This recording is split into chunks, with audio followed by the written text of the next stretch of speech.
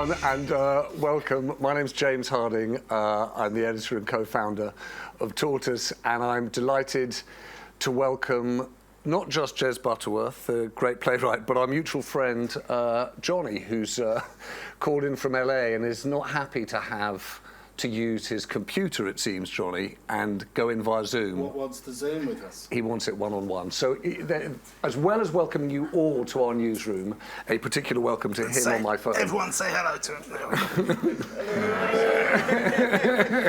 All right, now fuck off.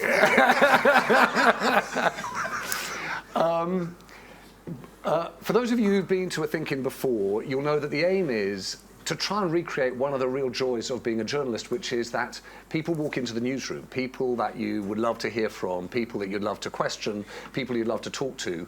And in my working life as a journalist, it always felt as though it was unfair that that was only reserved for journalists. And the idea of a ThinkIn is that we all weigh in. So while I'm going to kick off with a couple of thoughts, and I hope a bit of a conversation with Jez, I hope that everyone here will weigh in too. Now, there's something of a plant here in the fact that at least half a dozen of people have known Jez, nearly as long as I have. So I know that you've got some.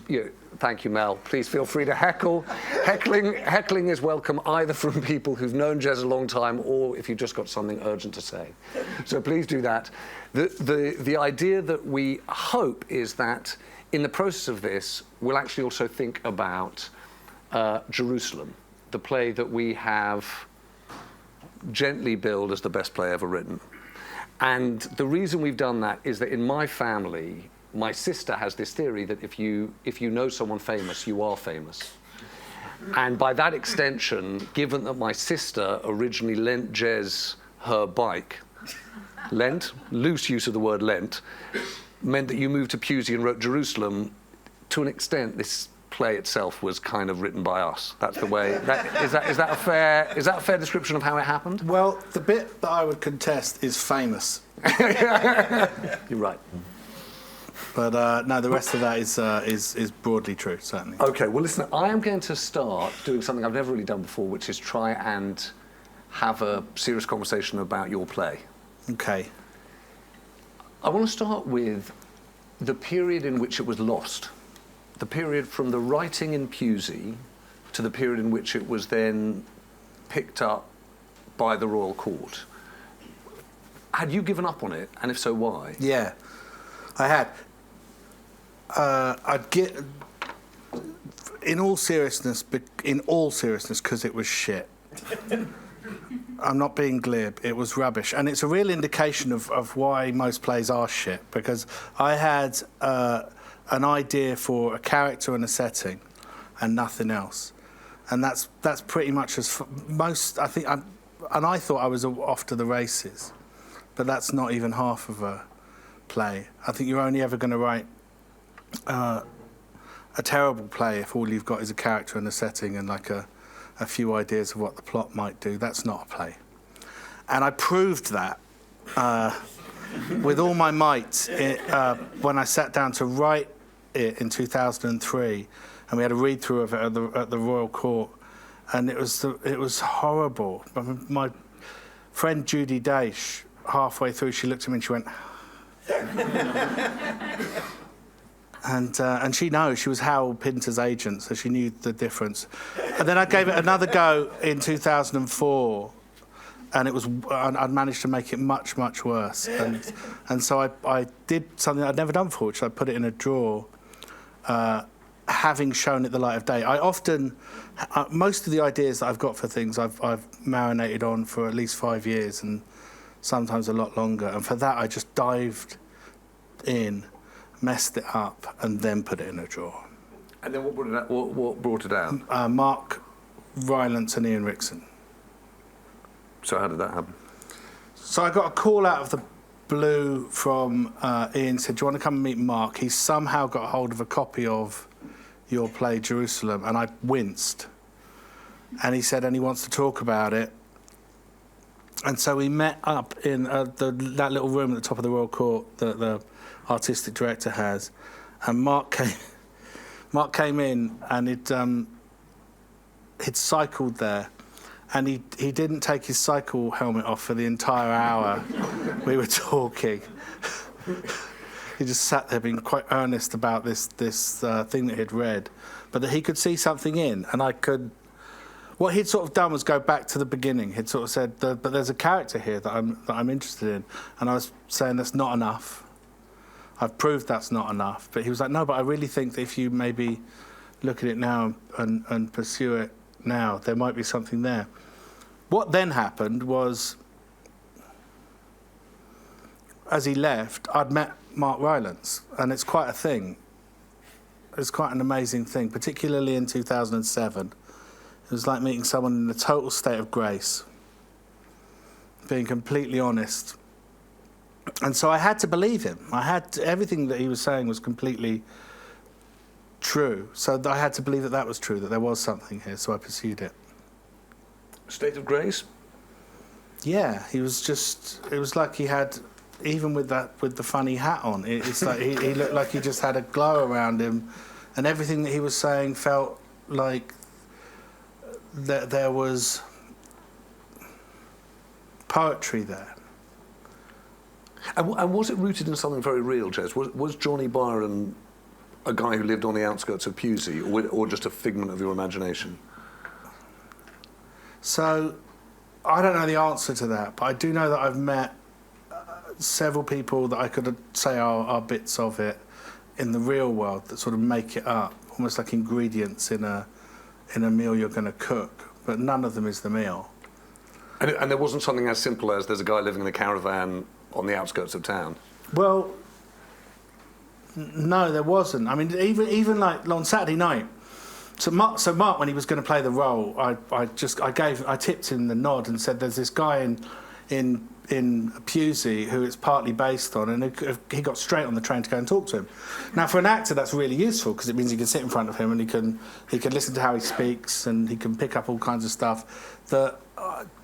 I met the guy twice, and I didn't want to say that I'd met him twice. I didn't want to because it felt like inauthentic. Because I just hadn't done my homework, but it's partly based on him, and also, he was quite a strong flavour. You didn't have to meet him many times. He was also horrible human being. I met.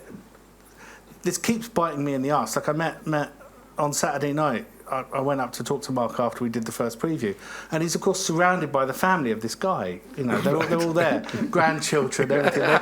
They've all come to see the story of their grandpa, and look, I love him, and it's really lovely to meet them and everything. But it is not that man's. It's not his story. His story was his life. He lived it, and he died. This is a different thing. So can we talk about what it's like to then see the play a revival? And by the way, anyone can weigh in, just catch my eye if you've got something you want to say, which is a view about the play, a view about plays, a view about plays other than Jerusalem. Don't hold back, just catch my eye. But I just want to know about a revival, because I'm going to ask my colleague Matt, who's got kind of smarter things to say about this probably than both of us, to be honest.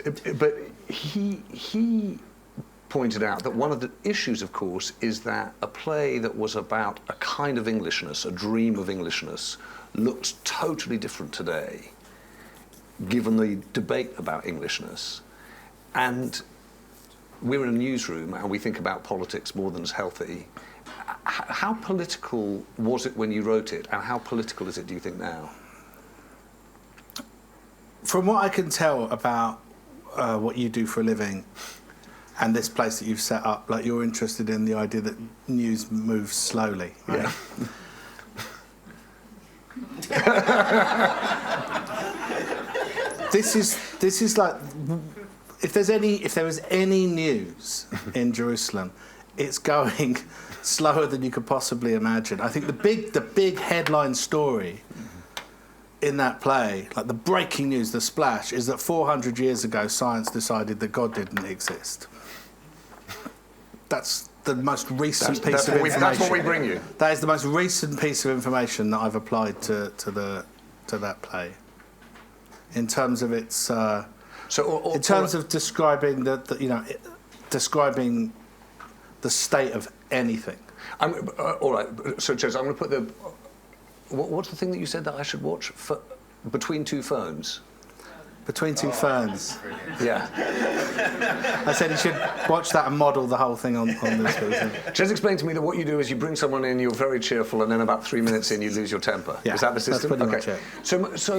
So you're right, but actually I read it again today, and I thought you can well argue that Kennet and Avon Council are this state, and that what we're seeing in the world is the throwing off of a bureaucratic, punctilious state. We don't want to have anything to do with it. And the dream of England, right, the dream of Johnny Rooster Byron and the dream of those invoking those gods, right, is an England that's free, right, that revisits itself. And that you've made that argument. In fact, you made that argument not politically, but kind of emotionally, and that's what a lot of people have reacted to. Yeah, I can't really. So that's about as important to me as like the lineage of the crown in Denmark will have been to Shakespeare in Hamlet. It's like the plate, the bowl that the food is in. You need it. You need the bowl, or you just got shit all over the table. But that's not why I did it. And it's certainly like, because I know I wrote like a version of a play that wanted some sort of, you know how much I give a monkeys about the state of the nation, right? You know me for forever. You know. Yeah. Like, I guess I do know. I guess I'm wondering whether or not you kind of accidentally found yourself in an argument which is now about Brexit and Englishness and St George's flag. If I did, it was by accident. Yeah.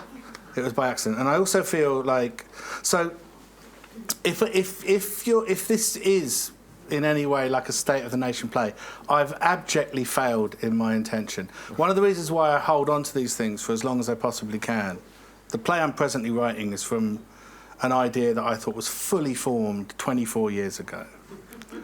And I put it in a drawer to find out if it was... This is what you're writing now? The one I'm writing at the moment, yeah. Just to find out if it was still going to work. I waited a quarter of a century to have a look at it again and thought, yeah, it's good, I'll do that.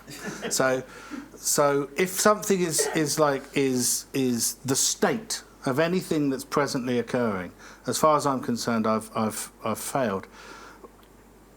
I've only written 7 plays, and I wait so long because I need to be absolutely certain that it's not the state of anything. I need to know that it's only worth doing if it's tapping into something that would have been important decades ago and will be important in decades, and I don't care about anything else.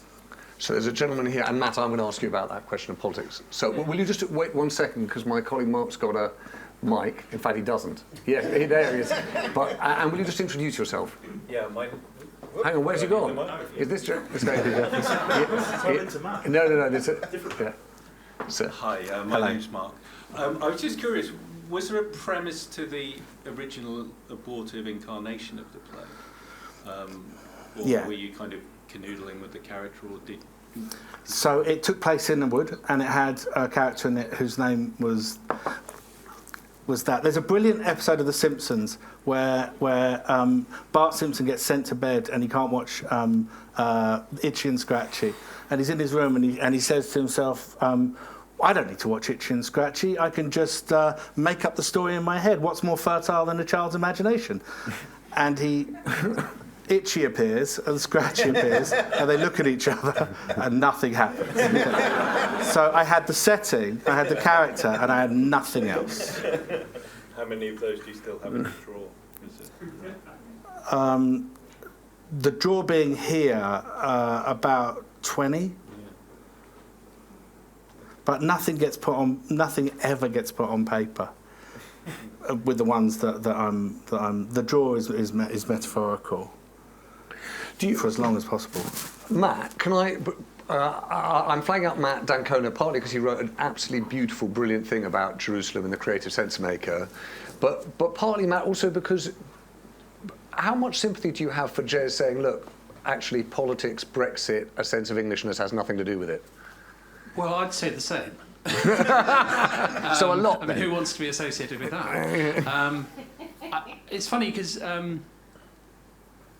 I think what happened with Jerusalem is news caught up with literature rather than the other way around. There's a great quote by Ezra Pound that literature is news that stays news, which I like a lot. And I think that Jerusalem's really a play about, I know you're interested in Jez, in the mythos versus logos distinction, which I'd love to hear more about, but it's a play about belonging and what happens when people lose that sense of belonging and when they lose the sense of ritual that comes with it. And that was suddenly that became, which had really not been mainstream in politics since the end of the Cold War, perhaps, maybe before, was all that politics was suddenly about. Not perhaps when the play was first premiered, but by the time you lasted it in the West End, which I think it stopped in 2012, January, something like that, we were really heading into what became Brexit. I mean, talk about unleashing giants. Mm-hmm. And I think that was, and now, and what I was trying to say in the piece that James very kindly mentioned was that we need Jerusalem back to reprieve some of those ideas from what they've become associated with. But it's not like Look Back in Anger.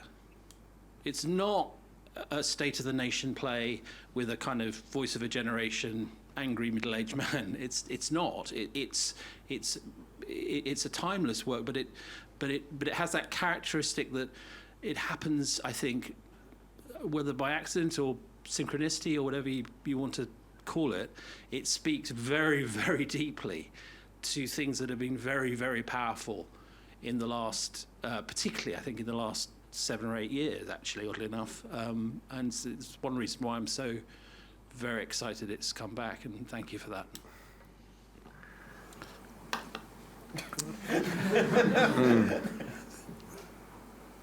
So the thing that, when I said what made the difference, it was Mark Rylance. That was the catalyst. But you can't write a play about Mark Rylance. It has to be about something. The missing ingredient, the key ingredient, that what made it a play, was allowing myself to just take the few elements that I could see that were real, and then write about something that I absolutely needed to say. I was 40 years old when I wrote the play, and it's actually, as far as I can tell, it's a play about wanting to stay but having to go. So with that in mind, can I just talk about someone, because everyone's going to talk about Mackenzie Crook and Mark Rylance and Johnny Rooster Byron and Ginger, and I love Davy. Right, I love the character of Davy. Yeah. And I remember Davy talking about feeling increasingly uncomfortable as he went from Flintock or Pewsey to Wootton Rivers, getting to the boundaries of Wiltshire and Berkshire. Yeah. And is there a person you know? Is that kind of someone that was at school with you that you knew? So that's the perfect question to ask after what I just said, which is that if it's a play about wanting to stay but having to go, then I needed a character in it who just wanted to stay. Yeah. I needed someone who was just like the centre back, someone that was just going to put the idea of the play like a football into row Z and just say, I'm totally okay here. I don't want to go anywhere. I just want to stay. Just want to stay here. I don't even want to go into the next postal district. But then, because it's a play, you need that character in the second act to use his parochial ideas to argue for the existence of giants. Yeah. And the other thing, of course, just if we're going kind of act by act, the other thing about the play, of course, is it's an enormous amount of fun. It's about watching people have an incredible amount of fun in music and stories and dancing and drugs and just having fun. Yeah. And I'm trying to think whether you've written as much fun since then? Whether that was a kind of version of fun that you had or wish you'd had? No, I think that was. I mean, I think there's a certain amount of like ebullience and effervescence in the Ferryman when in the first act. Yeah, in that first act. But then first acts are that for me. Like first acts are congregational. First acts are everyone's just shown up. They've maybe had one drink, and you want to make them forget how quick. You want to make them forget as quickly as possible how they got to the theatre and drop them into the play. And so we're all together in the first act of my play, and then in the second act it starts to change on you, and then in the last act you're on your own.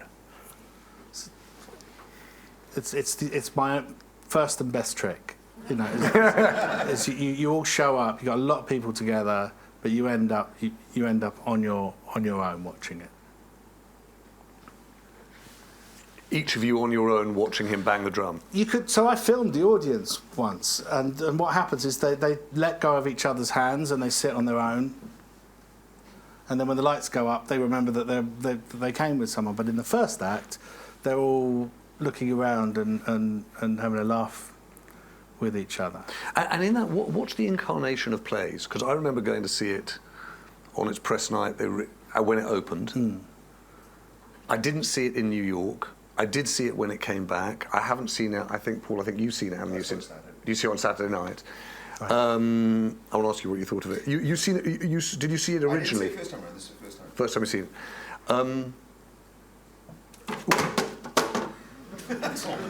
it. Did you do that? No, I wish I could claim credit for that. That's amazing. In the kind of reincarnation of plays, are they like the joy of watching an old movie? They're the same, you've changed, or do they change every time? I've been thinking a lot about that recently. Why I don't write novels? Why, you know, a novelist when he finishes it sticks a stamp on an envelope, posts it, and I think that's about it. Like that's the end of his involvement in it. And you might see someone reading it on a train or on the beach or on a plane or whatever. For some reason, I've chosen to enter into an art form that doesn't exist for me unless you put a gang together, and those people have to dedicate months of their life to it, and all sorts of stuff will go on during the course of that. There'll be all sorts of relationships and arguments and affairs and everything. It's a living thing. So I've wanted to I wanted to just lend what I can do to something that other people have to finish. And I love that about it. And so the idea of it, of when we were doing those different iterations of it, first of all, everyone was different. Every night's different. And I've chosen a thing that lives and breathes. And so locking it in a cellar for 10 years and going and opening the door and seeing how it was getting on in there felt dangerous. It felt dangerous. It felt like I was. It felt like an animal had been locked up. And do you cheat in a revival? Are you allowed to rewrite certain lines or fill in gaps? The second thing, yes, but not the first thing. Why is that cheating? No, I'm not saying it's cheating. I'm just being silly. But I mean, can you rewrite pieces of it? Or do you rewrite pieces of it? I've used one. I've gone Simpsons, Shakespeare so far. Now I'm going Picasso. Okay? Picasso was arrested for walking into an art gallery and breaking a piece off a sculpture that he had done. And when they said, "You're under arrest," he said, "But it wasn't finished. I needed to finish. I needed to finish it."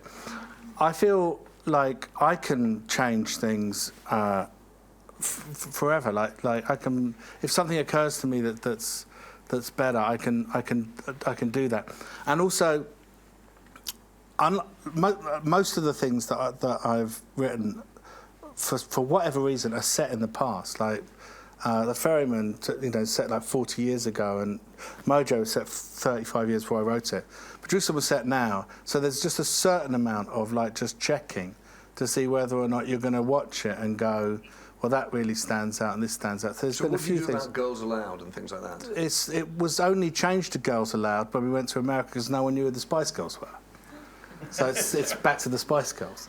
And I'm totally fine with that, because I don't think that the Rooster Byron would know what the hell else was going on. Probably right. Can I just ask? Yeah, sorry, there's some questions. There's a lady here, and then there's the best one there. Hello, I'm Yelena. I just wanted to ask, because you raised The Simpsons, which is my favourite television show. Excellent. It made me think a lot about what Matt was saying about State of the Nation, because I think actually with The Simpsons, a lot of people would argue the same, but it's different in that it's serial, so it is always changing. But if I was to say that The Simpsons was a State of the Nation show, or what exactly it says about Americanness, I couldn't ever put my finger on that, aside from the fact that it's quite perhaps anti-establishment regardless of who's in power. Yeah. And I wonder whether that's something we can say, something similar for Jerusalem in that sense, with what it says about Englishness. Because most people who would talk about Englishness, they don't think it's political, whether that's with a capital P or whether you say it's party political or state political. It is a connection to these kind of mythic ideas, very individual ideas that change between people. And that's why neither are really State of the Nation per se. It's more state of the individual and how they connect perhaps to that idea of the nation.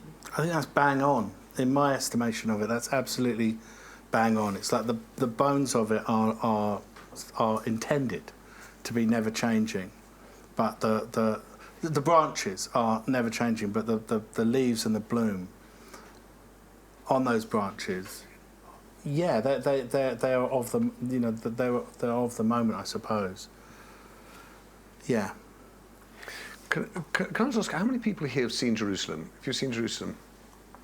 And I'm just going to, before I come to you, Kate, I'm just going to ask a few of you, if you don't mind, what you thought of it, what it meant to you. Because I just sort of think, you said that you kind of sometimes trained the camera on people and looked and saw what they thought of it. But actually, it must be interesting to hear. A lot of people were asleep. Yeah. I'm going to ask Paul Afton, who's one of our members, and Poppy, my colleague, in a minute, and then I'm going to ask you to raise your hands because I missed it all. Paul, why don't you go ahead? Thanks, James. It really resonated with me. It resonated on a number of levels, but not least because I grew up in a small community where nothing changes. Mm-hmm. And I remember going back to a pub that I'd been when I was a child, ironically called the Coopers, mm-hmm. and sort of coming in and watching two guys at the bar that we'd left 20 years earlier, still talking about exactly the same thing as they were when we left the pub. So it really sort of captured that essence of history for me, in that people and place often become so entwined that you can't separate them. Yeah. And also that sort of bureaucratic machine that takes control of your life. And there's very little you can do about it. And one of the things that really touched me was the idea that this was probably his land. It was genuinely his family's land. And actually, at some point, someone had extended a line on a planning map or something, and suddenly it wasn't his land anymore, and it had been decided that it was the council's. And then being forced off the very place that you'd established your lineage felt incredibly resonant to me. And that was the thing that moved me the most. And Paul, you should say, I mean, if you don't know, Paul Afton's a member of Talks, but we've had a number of exchanges about what it's like to be on the receiving end of communication from the state. I have a war, basically, with the bureaucracies that we have. I've been homeless now for 13 years and battling consistently to try and get assistance that I'm legally obligated to receive, and yet these sort of bureaucrats and notional tick box mechanics go, no, you're not going to do it, and then you feel so powerless, and you kind of go, how can I live in a country that's mine and not have any autonomy over my decision making? And that was what really resonated. So thank you. Paul, thank you. I'm going to just pass on to my colleague Poppy. Who else had their hands up who'd seen the play? Who had a thought about what it was like? Now everyone's going to be very cool. Now it turns out no one's seen it. Wow, it was, when was it on? It was quite low. 10 years ago. 10 years, yeah. So no, longer ago. Is it longer? 10 years ago? I can't. About that, yeah. I think it's quite, I guess 10 years later, what remains is a kind of quite personal feeling from it, which feels probably quite exposing to talk about. But I think, I come from a Jewish community in London, in North London, so I feel quite often an outsider in kind of English to England. And I think for me, watching it was like a kind of reminder. It was like about another place, a place that's not my experience of this country, but it was a portrait of this place. A kind of the soul of it was something that I haven't seen that kind of presentation of Englishness in a soulful way that I could respond to and connect to, I guess, as somebody who does feel, in a way, quite outsidery, of an outsider here. Do you feel very English? No. What then? I don't know, but I know. I mean, this is the thing. It's like I wrote it 13 years ago, and I think I'd have given you a different answer then. I think I would have said I did. You did feel very English. Yeah, I think I would say that I did. And that's because of family and life and Laura and. It's just because I chose it as a subject. Then something that was welling up in me, which was trying to describe how I felt about my land, and most of that was something that I didn't fully understand until I said it. Yeah. So you have to understand that once I'd said it, I'm not spending all of my time then thinking about it. No. I get it's that. like I don't write the play and then just what was that maintain about? this sense of like, that's how I feel. It's gone, right? And it's gone in the same way as like you could look at, an album that somebody wrote 13 years ago, and it was absolutely, it was occupying them to such a degree. Yeah. At that time that they were going to create something that was going to resound about it. Like, I don't spend my time now worrying about. I don't read the same things. I don't. I sometimes listen to the same things, but it's like it feels like something that I pass through. But just to say, I'm just in time. I'm coming by the way. But just to say, Jez, I think the reason for that is so, like Poppy, mine's a German-Jewish family. I remember my grandmother would always say, we're not English, we're British. British was what she would say, and I remember when I saw Jerusalem, I was like, oh yeah, I see that flag, St. George's flag, means a set of things to a group of people, which was, foreign to me, was not where I'd grown up. But I imagine not in Pusey, but in St Albans was not foreign to you. So there's something I've always loved about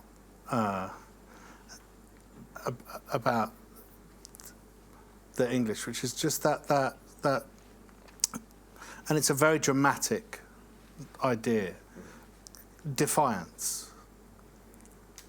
Just this, no, we're not having that. We're not having we're not having fascism. In the late 30s, we're just not having it. Like loads of countries are, we're not. And I felt like that there's something in that kind of pure punk spirit. I knew Malcolm McLaren, and I know people in the Clash, and been drawn to all these people who have a kind. I've got a sort of a past that's just littered with these people who just stuck two fingers up, and I think there's something about that part of England that I still treasure. I do think that's really valuable. But I'm not in love with the place. As you were. No, I can't fucking stand it. I can't stand it. I can't stand what's going on. I can't stand what happened today. I had to turn that off. I can't stand somebody who you might say is a little bit of a freewheeling, eccentric, who's now running our fucking country. I can't stand it because it's all just lies. And I feel like somebody sitting in a wood is completely different to somebody sitting in number 10. You know, there's you know, Rooster Byron never asked for anyone's vote. I wish you were running the And I mean, you know, the idea of candidacy and what that word means, no, it won't do. It won't do at all. It doesn't belong in any way in that kind of, and having that at the absolute apogee of the nation and of who we are disgusts me. And what do you do then? Because I mean, I totally appreciate the point and understand it, which is, look, the aim is to write plays that tell stories that are not bothered by politics and are above the kind of timetable or timescale that, you know, people in my line of work think about.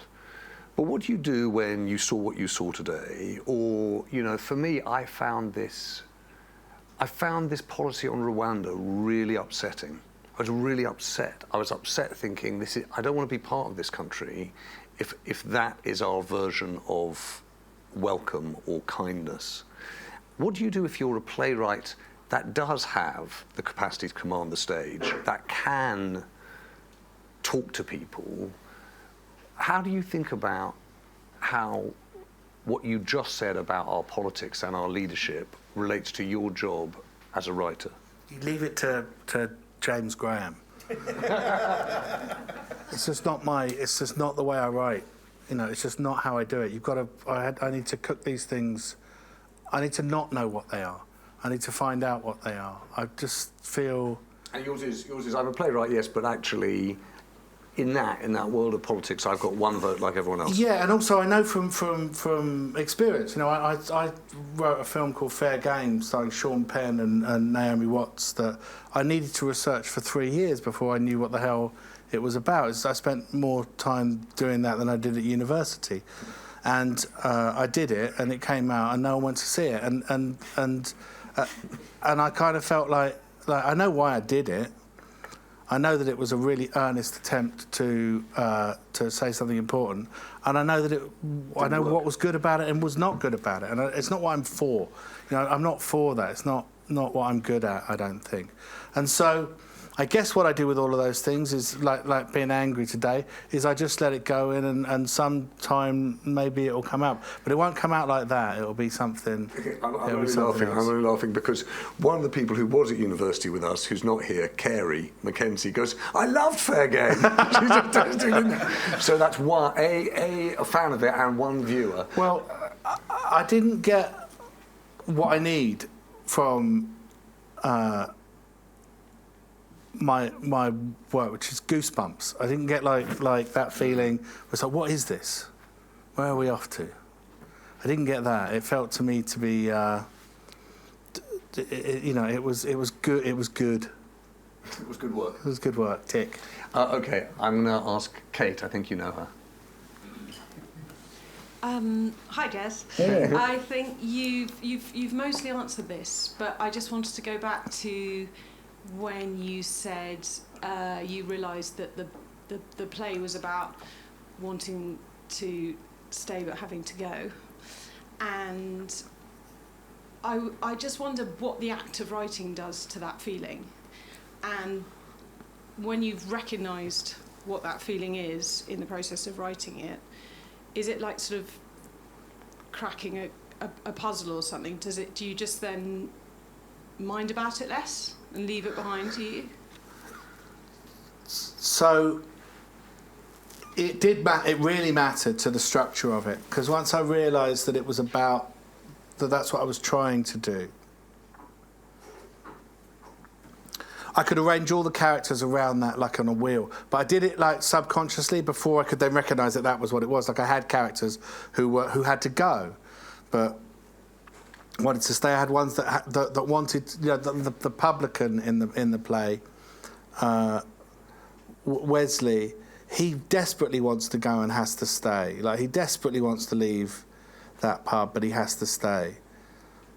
And then Lee, who's the guy that's going to Australia, he's leaving. He wants to go, but in the end he says he wants to stay. So it's around a really simple idea. And going and staying is like living and dying. You know, it's entering and exiting. It's where plays live. You know, they live in that idea, in their oldest sense. It's like, I don't want to go. I'm going to have to go. I should like to stay. We're all here doing so. I chose a subject which is somewhat more universal than the state of the nation, and that's what I think it's really about. At the very end of that play, you know, you've got a scene where Rooster Byron is like half naked, covered in blood, beating a drum, waiting to meet giants. And I got a letter about a month later from someone saying that the last time I was naked, covered in blood, with a drum beating, waiting to meet giants was when I was born. Do lots of people write? Do people get in touch? That was the only letter I've ever had. Tess. In front of Kate, there's Tess. Hi. Will you? Yeah. I was just going to say, having written something that's obviously so pertinent, universal to so many people, does it ever worry you that the medium, the play, is kind of part of the establishment and exclusive, and you've written for TV and film, obviously, which has a wider reach, but, you know, does it ever kind of kick in your anti-establishment gut that the scarcity of the tickets, the pricing, just means that this is limited to a certain sort of group of people who are ever going to see this joy? Yeah, it does. And what do you do about it? We put on £10 tickets, 100 each day. You know, I'm all behind that campaign, selling them on the day, trying to get as many people in as you can on the £25 tickets. Make it affordable. It bothers the hell out of me. It bothers me even more in New York. You go to New York and you got a subscription audience. I forget it almost every time. You know, you work on this thing like your soul depends on it, and you show up, and you know, the whole thing's bought out by people that have got something better to do later in the evening. No, it bothers me all the time, and yeah, it really bothers the shit out of me. It's not going to make me stop. I think that there's a reason for doing plays that is beyond who gets to come along and see it. Actors who might pick it up and want to put it on, and all get together as a group. And you know, you go and see a play, you dedicate, in my case, 3 hours to it. But if you're going to be in it, like, that's a summer. And I just love that idea. That's who I'm really doing it for. It's like the people that are going to come together and create a community, put it on and find something that's worthwhile in it. Who reads poetry now? You know, it's like you don't have to pay 150 quid to go and read the Wits and Weddings, but you do, you know, to go see a play. But it's really not what it's for. I feel like I've thought through that. There's something about the presence. There's something about the being there that's really important to me, and I can't let it go. I can't think of a cheaper way of doing it than we presently do. I wish there was. I really wish there was. Just, can I ask you a question? There are a couple of questions. I'm going to come to the lady in the back here, but can I just ask you one thing? Just because I was thinking about this.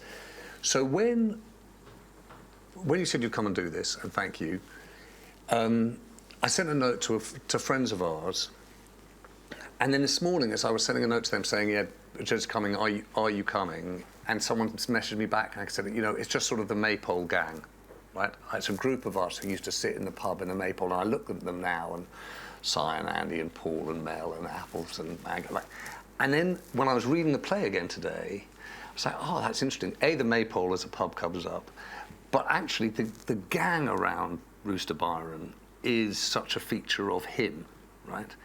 And I wonder just what you know, we had a moment, you know, in thinking about friendship over time last year, and I just sort of think, well, what were you trying to say about friendship and the nature of friendship in a group in the play, and how much is that a feature of who you are?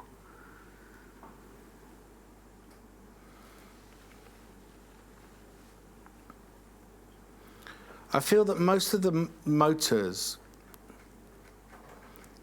of my plays to do with friendship are based on things that happened before I was 10.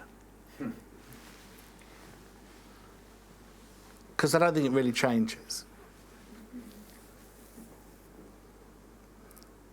I do think that Tennessee Williams said that none of his plays are autobiographical, but they all are.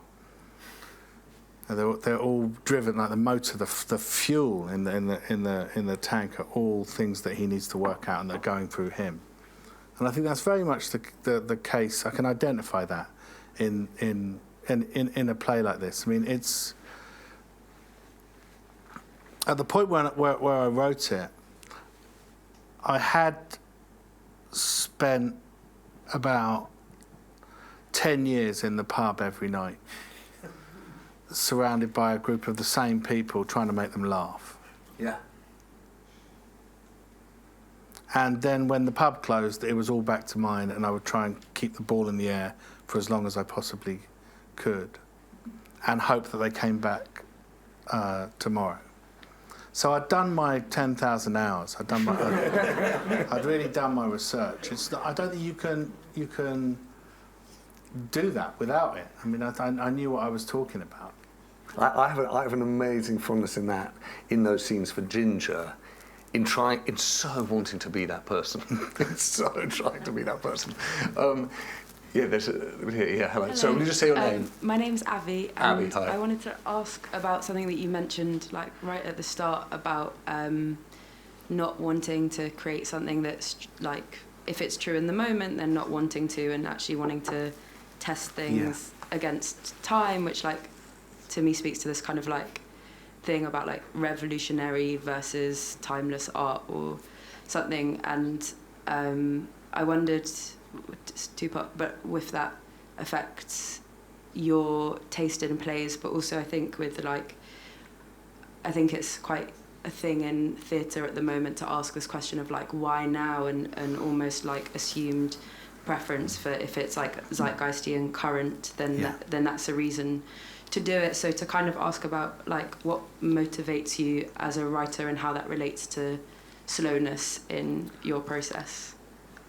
Well, for my taste, anything that is zeitgeisty, I will neither write nor go and see or listen to, because it goes against my experience. It goes against what I'm into. There's a lovely documentary about Keith Richards called Under the Influence. I think it's on one of the streamers, and he says in that that he's a happy man because all of the things that he loves are going to be there when he wakes up. You know, you just, and I kind of have found myself drawn. What are they? Oh, just the blues and shepherd's pie, you know, and all of the things that he says, except for people who come and go.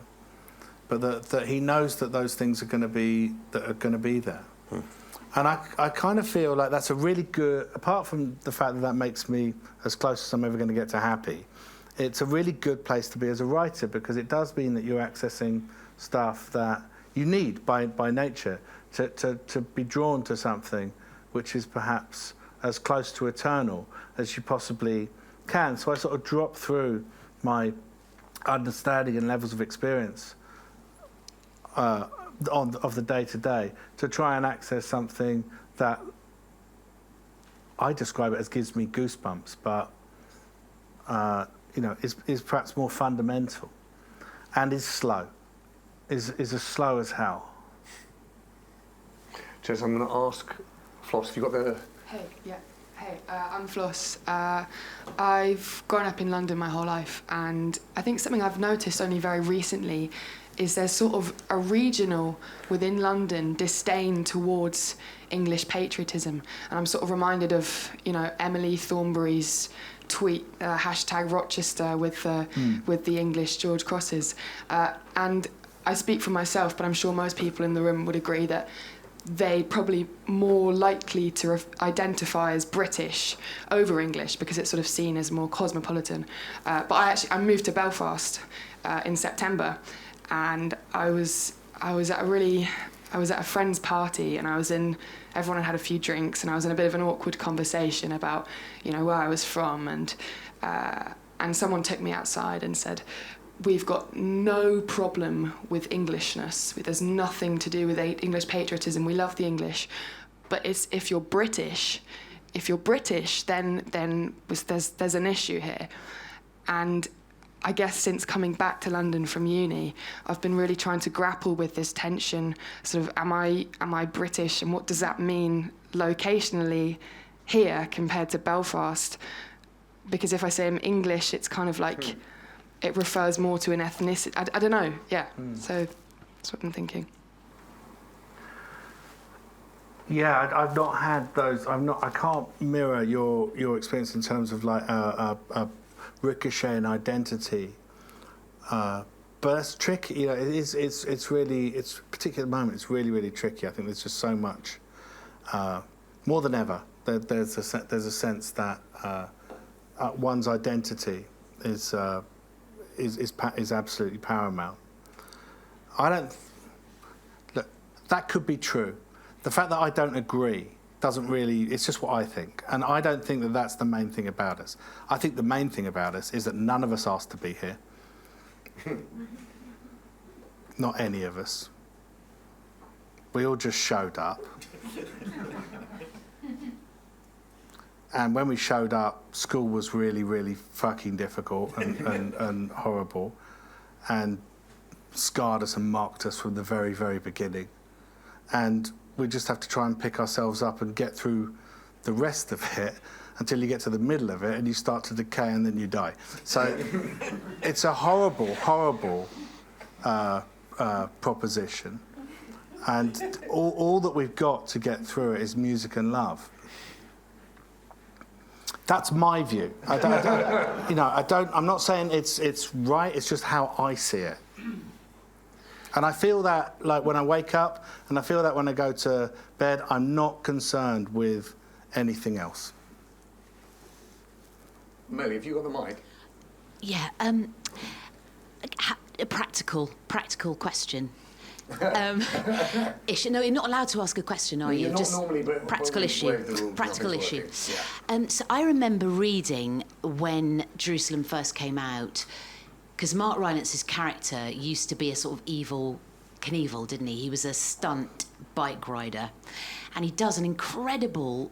His posture is extraordinary in the show because he's had an accident or something in his past, and I remember reading that he had to have physio every day after doing a performance of Jerusalem.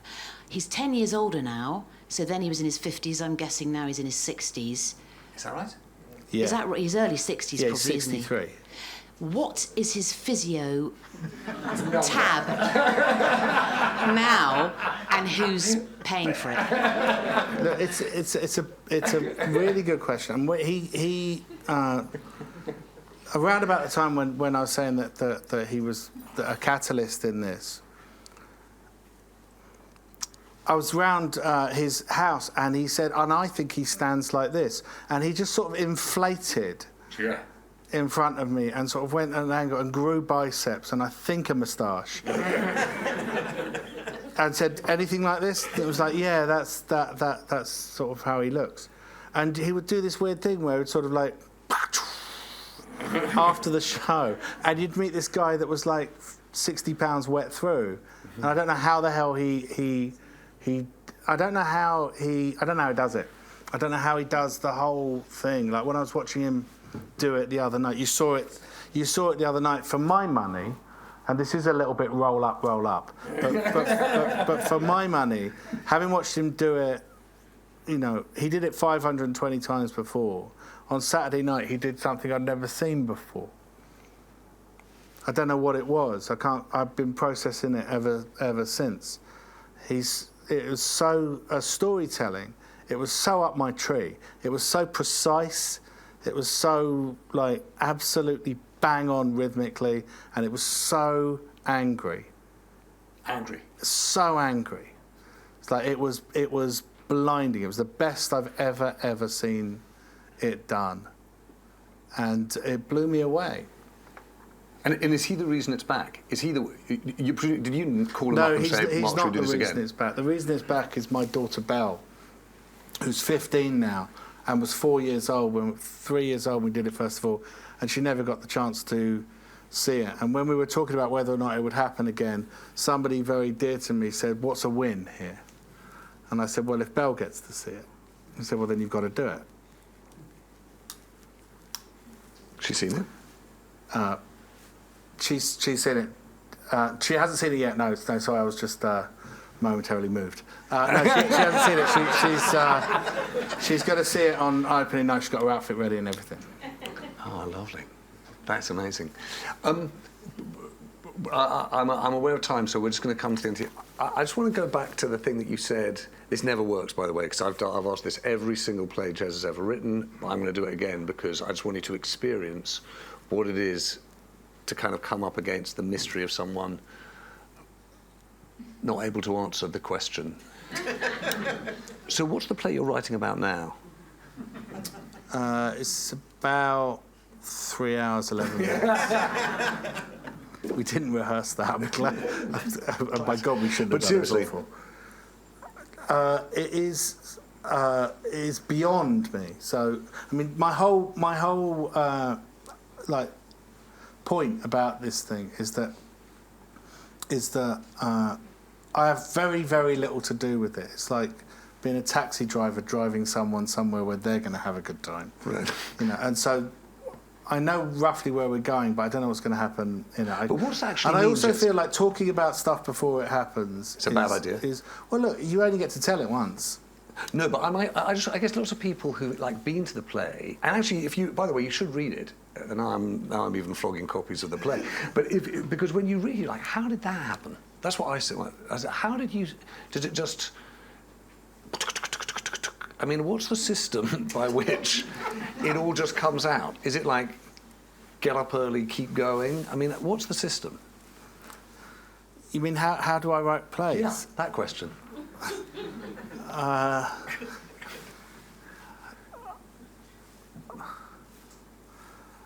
No, they're not going to allow you to leave until you answer. I was looking for the exits.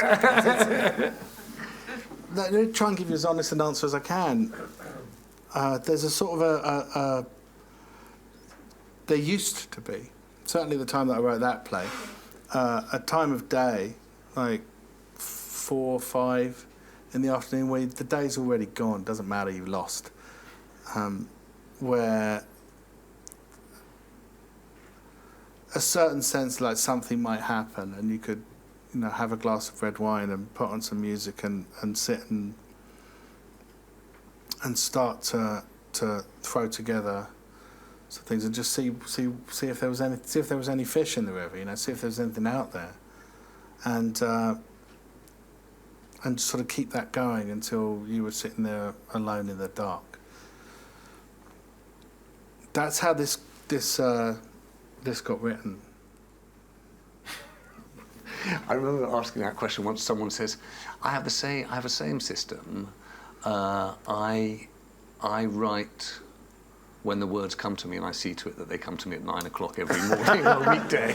Yeah. I thought, okay, that's probably closer to a system of journalism. Just to let you know, there is something profoundly odd about the business of trying to conduct even a semblance of an interview with a very old friend. You'll probably have better luck than I did if you come and kind of put your thoughts or questions to Jez. So please do mingle around, stick about.